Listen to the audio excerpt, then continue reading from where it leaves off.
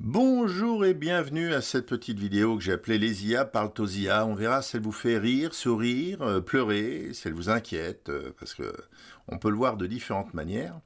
Et l'idée, c'est de montrer quelques exemples un peu aberrants, justement, où des IA parlent aux IA, et où l'humain est plus très important à l'intérieur. On a ça typiquement dans l'éducation nationale. Les mômes maintenant font leurs devoirs avec les IA, et ben les profs ils font leurs cours avec les IA. Vous avez plein de tutos sur internet avec des profs qui expliquent comment faire vos cours avec des IA. Et puis donc vous avez des IA qui parlent aux IA, puis au milieu vous avez un peu d'humain. Le gars qui a créé Siri expliquait un truc assez drôle. Il disait les mômes utilisaient l'IA. Donc ils vont rendre leurs devoirs en 2 pages sur Victor Hugo. Mais on va faire un truc de dingue, on va le relire. Et il dit, comme les IA font des erreurs, il y aura des erreurs dans le texte. Donc l'idée, c'est d'aller trouver les erreurs. Vous pouvez vous amuser, demander à une IA la liste des appareils stabilisés chez Canon. Il y a de fortes chances qu'il vous sorte un appareil qui n'est pas stabilisé au milieu de la liste. J'ai fait le test il n'y a pas longtemps, il m'avait sorti le R8, tandis que le R8 n'est pas stabilisé. Donc voilà, il faut faire attention à ce que sortent les IA.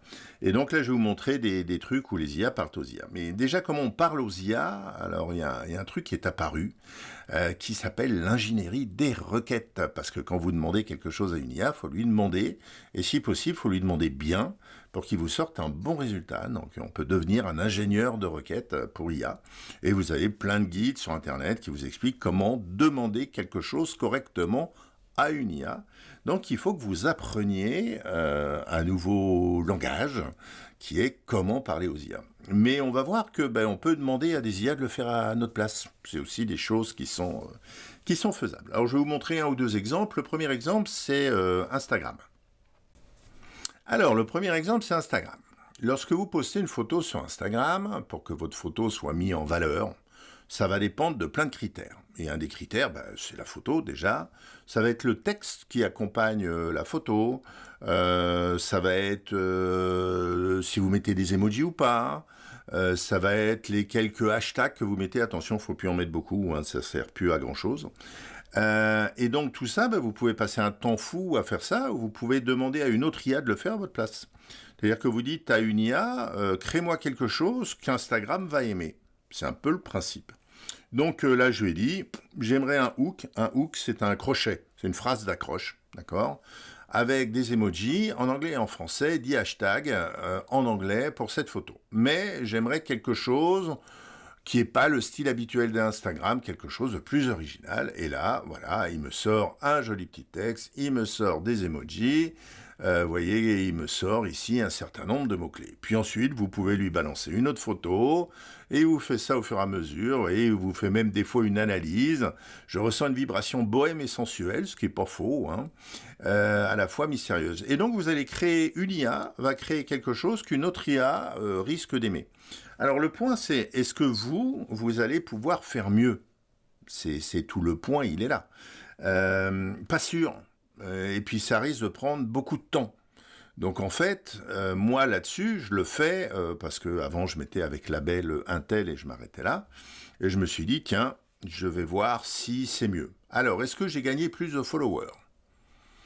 J'aurais tendance à dire peut-être un peu plus. Mais ce qui est marrant, c'est que j'ai gagné plus d'humains. Je vous explique. Plusieurs personnes m'ont fait la réflexion en disant « Ah, c'est vachement sympa les textes que tu mets maintenant sur tes photos, c'est moins impersonnel. » Ça l'est plus en fait, puisque moi je ne fais plus rien. Je balance une photo et c'est une IA qui le fait. Mais le fait d'avoir fait ça, des humains en face ont trouvé ça plus sympa. Alors vous allez dire, je pourrais faire des textes moi-même qui sont plus travaillés, mais j'ai un métier, je fais de la photo en plus. J'ai pas le temps de faire ça.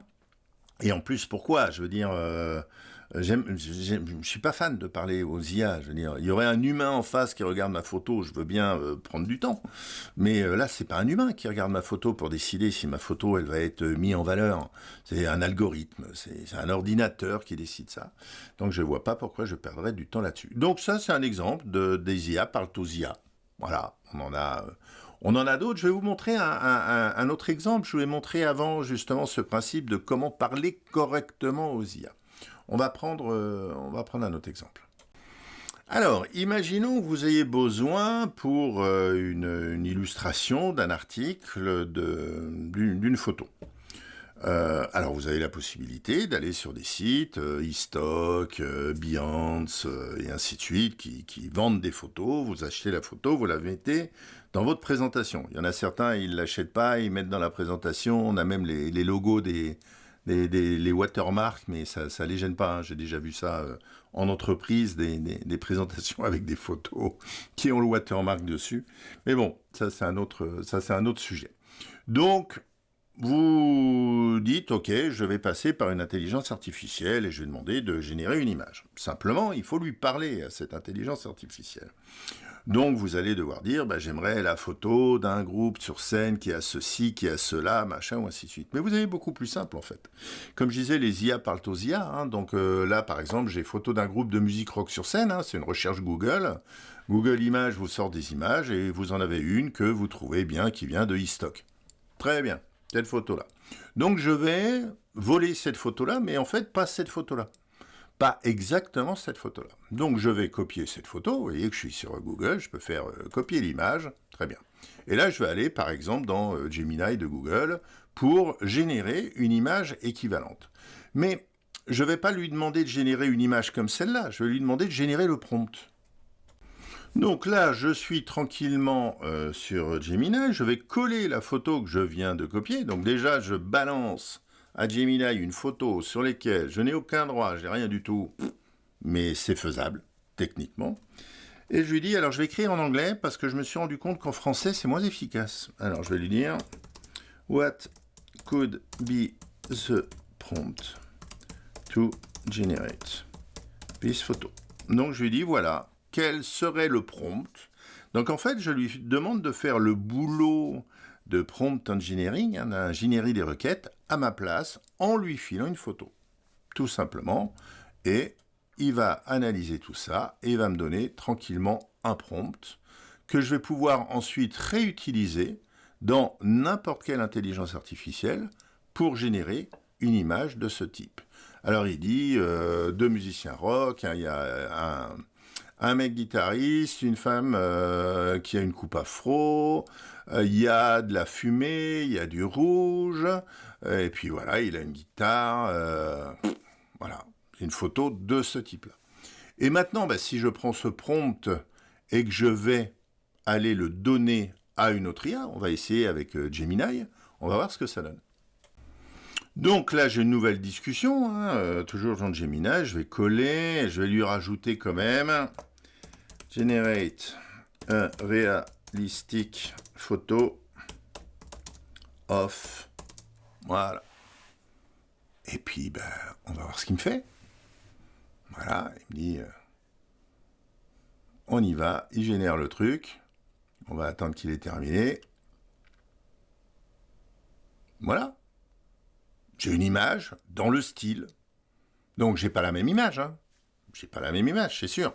Mais j'ai bien aimé le style d'une photo, et je copie ce style en demandant à une IA d'analyser la photo, de créer le texte qu'il faut pour en générer une nouvelle et de la balancer là.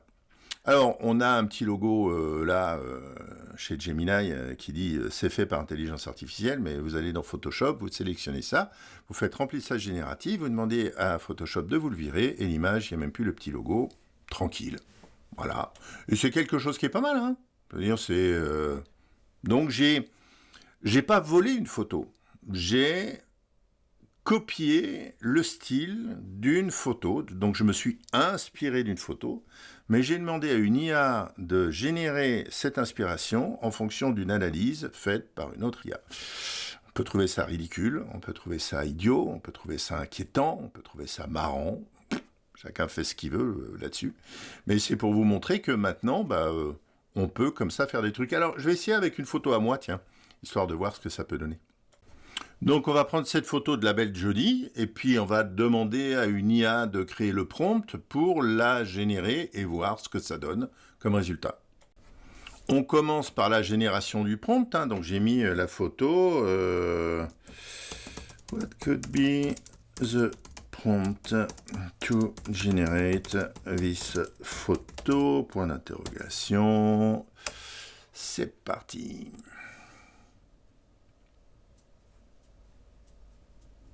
Voilà, Black and White Studio Portrait, with short, dark hair, wearing black bodysuit, des hauts talons avec des chaussures en peau de léopard. Elle regarde la caméra, les bras sont levés derrière la tête, la musique est soft. Voilà, donc là, on prend tout ça, on le copie et on va le mettre dans une nouvelle discussion.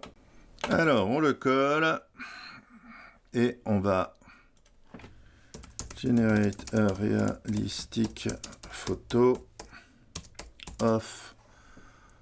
Voilà, très bien. C'est parti, on va voir ce qui nous sort. Est-ce que c'est quelque chose d'équivalent ou pas du tout? Vous voyez, c'est assez rapide en plus. Alors, c'est pas la même chose. Au niveau des cheveux, j'ai pas le truc. Les bras, c'est pas pareil. Mais si je voulais, entre guillemets, copier le style de la photo, dans le style, on a l'éclairage, on a les ombres, on a le body, on a les chaussures léopard. C'est pas les mêmes, mais on a les chaussures léopard. Donc en fait, est-ce que c'est un plagiat ou pas? Je ne sais pas, c'est une inspiration, si on veut. Mais en fait, c'est une inspiration où moi, j'ai fait que dalle à part du copier-coller, hein, très clairement. Ma valeur ajoutée là-dessus, elle est plus que faible. Donc voilà, les IA parlent aux IA, et je pense malheureusement qu'on va voir apparaître ça de plus en plus. On va voir apparaître des systèmes de jugement de plus en plus évolués, avec des données qui sont de plus en plus créées par des IA. Donc ça va faire un petit monde qui va se causer, hein, tranquille, mais on voit ça apparaître de plus en plus, hein, très clairement.